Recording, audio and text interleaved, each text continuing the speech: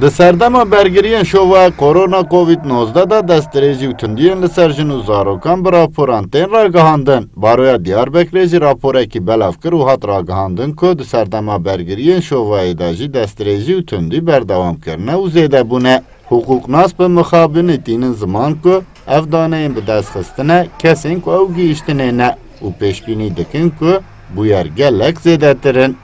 Parêzer û rêveberê Baroya Diyarbekirê Muhammed Emîn Çoban ku di lêkolina raporê da cih girtiye tîne ziman ku ew jî piştgiriya bergiriyên şovaya Covid-19 dikin, lê divê ji bo parastina jin û zarokan ji destdirêjî û tundiya jî projeyên hevkariyên civakî bihatine birêxistin. Lê tu tevdîrekî nehatiye girtin, loma jî bûyerên wiha di serdemên wiha da zêdetir dibin. Bu pandemi sürecinde özellikle çocukların sosyal alanlarının kısıtlanması, Zêdetir destdirêjî ji aliyê nasên zarokan ve pêktên û di serdema ku ji ber bergiriyên şovaya Covid-19 zarok li malan dimînin de em dibînin ku destdirêjî jî pêk hatine.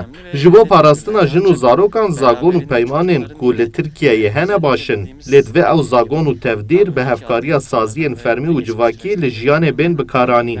Lê mixabin em dibînin ku tu tevdîr nehatine girtin. Hejmara kesên ku bi tundî û destdirêjiyê ra rûbirû mane ji van daneyan gelek zêdetirin. Lê ji ber tevdîr nînin, neheynî dimînin. Li gor daneyên ku di lêkolînan da hatbûn bi destxistin, tundiyên li ser jinan jî ji du qatî zêdetir bûbûn û tenê di meha Nîsanê da li Tirkiyeyê 34 jin bi destê mêran hatine kuştin. Parêzer û rêvebera Komisyona Mafê Zarokan ya Baroya Diyarbekirê Gazal Bayram jî balê dikşîne ku zarok û jinên ku bi tundiya ra rûbirû dimînin nikarin xwe bigînin bergiriyan û ev jî tê wê wateyê ku rewşgelek xirabtir e. Bayram demildest daxwaza bergiriyên parastina jin û zarokan ji tundî û destdirêjiyan dike. Tüm dünya ülkelerini etkileyen Covid-19 pandemisi kaynaklı bir takım sıkı önlemler. Divê dema bergiriyên şovaya Covid-19 hatin girtin, ji bo parastina jin û zarokan jî bergirî bi hatina girtin.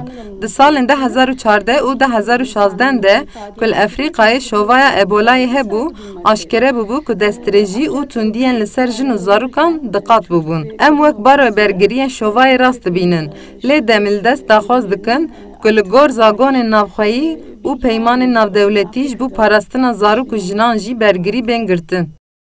Rêveberên Baroya Diyarbekirê tînin ziman ku ji bo bergiriyên destdirêjî û tundiyên li ser jin û zarokan divê proje û xebatên hevpar û hevbeşiyên civakî bên meşandin da ku pêşî li wan bûyerên rûreşiyê zêdetir bên girtin.